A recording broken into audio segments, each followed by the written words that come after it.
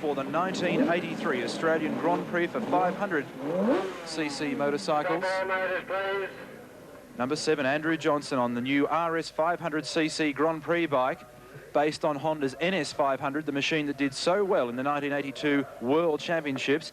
There with the Square 4 water-cooled RGB 500cc Suzuki is Victorian, or should I say New South Welshman, Rob Phillips from Albury, just across the border. Alongside him on bike number 37 is Victorian rider Paul Lewis, just 22 years of age, a man who gave Andrew Johnson a big fright yesterday but couldn't get it together after seizing the bike at the bottom of the main straight and throwing himself down in the sand.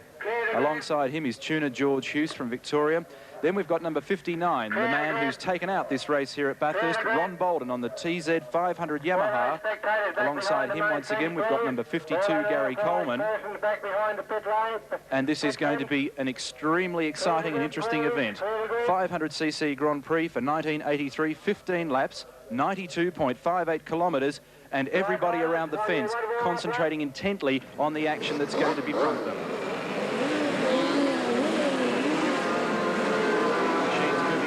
Starting line for their mandatory warm-up lap, making sure that the enormously wide gumball slick tyres are brought up to temperature, that the brakes are operating correctly.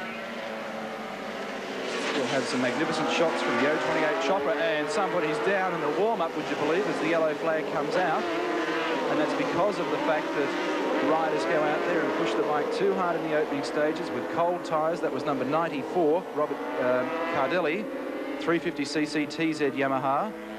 So a bad start to the Grand Prix for him. Andrew Johnson on bike number 7, rolling back to the starting line now at the end of the warm-up lap, ready for the 1983 Australian Grand Prix. He recorded a stunning time of 2 minutes 14.1 seconds in practice on the RS 500cc Honda. Alongside him, Rob Phillips on the Suzuki with a 2 minutes 15.3. Paul Lewis with a 2:17.4. Ron Bolden, the first of the Yamahas, with a 2:19.4. Gary Coleman, a 2:19.6. Tony Veach on the Suzuki with a 2:22.1. And surprisingly, Chris Oldfield on the TZ350 with a 2:24.7.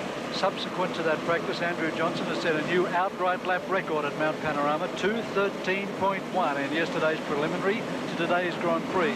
That's 0.7 of a second under the previous lap record set by Graham Crosby in 1979 on a 750cc Kawasaki. The bike's now ready to race. 15 laps of Mount Panorama, the Australian Grand Prix for 1983. In the starter's hands, Bolden with 3 wins under his belt on the trot, shooting for the 4th.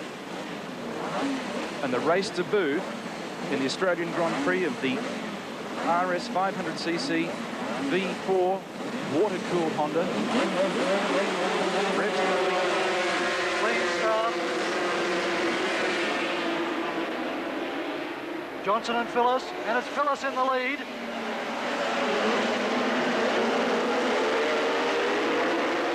Off the mountain straight for the first time. The first of 15 laps around the 6.172 kilometre course. The trickiest and the most spectacular motorcycle road racing meeting over the top, and now through the right-hander at GTX, and we can see some of the great aerial shots from the 028 chopper as they wind their way up the mountain. Johnson on the RS 500 Honda V3, scraping his knee through the corner, and Paul Lewis in second position has taken over from Rob Phillips. And Lewis is the man who's the real danger to Andrew Johnson in this race. And it was Lewis who put all sorts of pressure on Andrew Johnson in the Western Underwriters 1000 event yesterday. And look at Phillips and Johnson, or should I say Phillips and Lewis, as they battle their way down the mountain. Lewis, incidentally, not having any sleep at all last night, working on the machine until 7:30 this morning after a seizure, where they've had to replace 3 pistons, a new cylinder barrel. They've gone richer by 2 main jets in the carburation on the machine. They've had to change the back axle after bending it severely when he locked up the brake at the end of the main straight. So it's been a dramatic evening for the rider on bike number 37, who's currently in second place, Paul Lewis. Over the humps, and watch Andrew Johnson as he aviates the Honda. under the bridge, on the brakes, and it's bike number 7 being followed there by Paul Lewis on bike number 37. Rob Phillis from Albury in New South Wales in 3rd place on number 32, and Phillis wandering a little wide on that occasion as he came down through Murray's corner. And a standing lap time of 2 minutes 18.4 for Andrew Johnson. Lap 1, 14 to go. Lewis in 2nd, Phillis in 3rd, so it's Honda leading 2 Suzukis. And already 5 seconds the gap back to Ron Bolden, the defending Australian 500cc champion. He's in 4th position. Time into the pits is number 24, Chris Oldfield, on the TZ350, so bad luck for Chris after being as high as 5th on the grid. And up to the top of the mountain once again. And a rider who's got off the escape road at the end of pit straight. The marshal's going across to be of some assistance to that rider. That's on the left-hand approach to Mountain Straight. It's number 64. And that's Malcolm Wood from Victoria, who's also on a TZ350 Yamaha. He seems to be quite all right and on his feet as we go back to our leader, and it's still number 7, Andrew Johnson. A similar machine to the machine that Team Honda have been running in the 1982 World Championships, and the same type of machine that Freddie Spencer has just used to win the first round of the 1983 500cc World Championships. And the 7th bike to come off the production line as far as these RS 500cc production Grand Prix machines are concerned. That is that the race teams around the world as a part of the Honda organisation are able to buy from the factory in Japan, and still that scrap continues for 2nd and 3rd between Lewis and Phillis, and that's going to be one that's a furious battle as the race draws on. Up over the first hump, Andrew Johnson. Behind him comes the dice for 2nd position between Lewis on the blue bike and Phillis on the red and orange machine. And Lewis isn't going to be enjoying this at all. He needs to be right on Andrew Johnson's tail. He needs to break away from Rob Phillis and go for a broke to get up on Johnson. And now he tries it in the braking area, just marginally pulling away from Rob Phillis. Phillis not keen to let him go. Both of these bikes had trouble during the practice session on Friday when they were misfiring coming over the final hump in Conrod Straight, and Lewis has been rather disgruntled all weekend that he hasn't been able to pull the maximum 11,000 RPM on the RGB Square 4 500cc Suzuki, and when it does reach that peak revs of 11,000, it's capable of doing some 299 kilometres per hour with the current gearing configuration. And then the big crocodile chain for 4th position. That's Ron Bolden leading Tony Beach with Gary Coleman, the 2nd of the Yeshiva Yamaha team bikes, in 6th position. On to the top of the mountain, and it's still Andrew Johnson on bike number 7.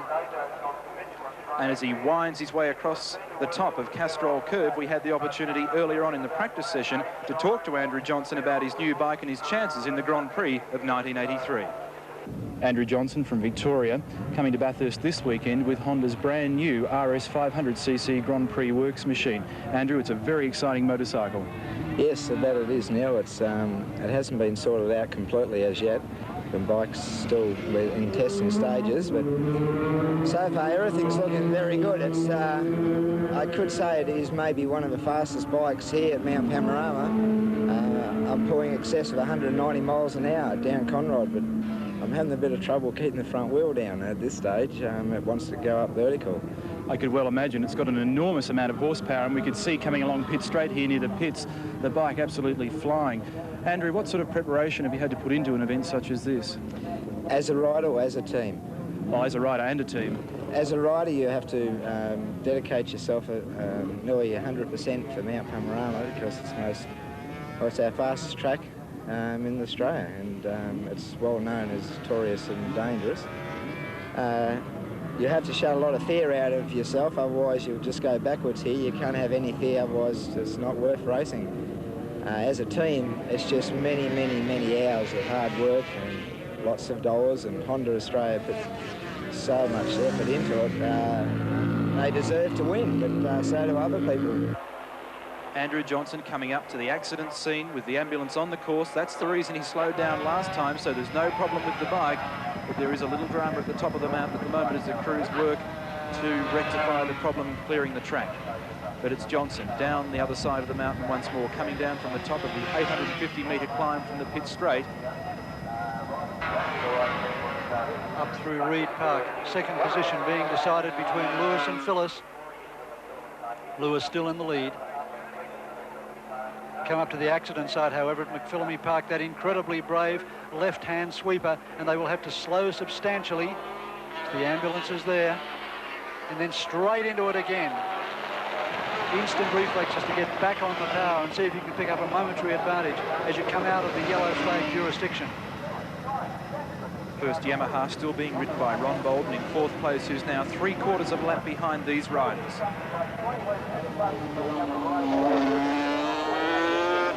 There's the leader on the right-hand side of screen.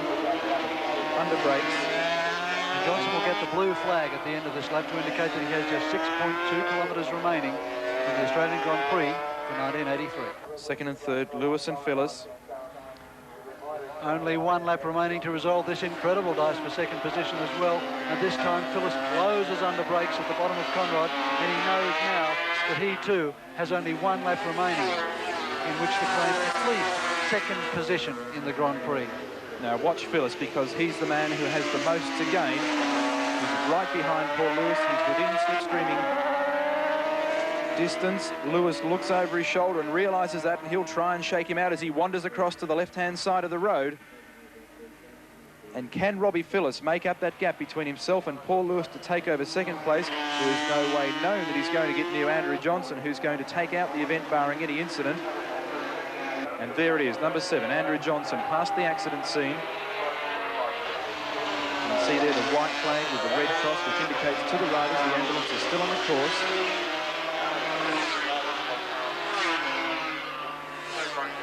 With Johnson now almost in a position where he can afford to coast home. And it's 37 and 30 still, 32 still the order. Lewis and Phyllis gets very close now to the back of Paul Lewis as they come ripping down the mountain, and this is going to be a heart stopper to the finish. There's Johnson midway down the straight, yellow flag out, but he's going to bag this one. So Andrew Johnson comes down now over the final hump, and look at the scrap for second and third as they use every centimetre of the road. And Andrew Johnson on bike number 7, under brakes now, through the left-hander. The crowd is absolutely screaming for Andrew Johnson, AJ as they call him, and he comes under the checkered flag at the James Hardy Bridge and takes out the 1983 Australian 500cc Grand Prix. Let's go back to second and see all the action now under brakes. It's Lewis in the lead in the blue and yellow, Phyllis in third place in the red and yellow, and I think Paul's got it. Around the left-hander, Phyllis using everything, and Lewis pops a wheelie, but the checkered flag comes out, and that's the way it stays.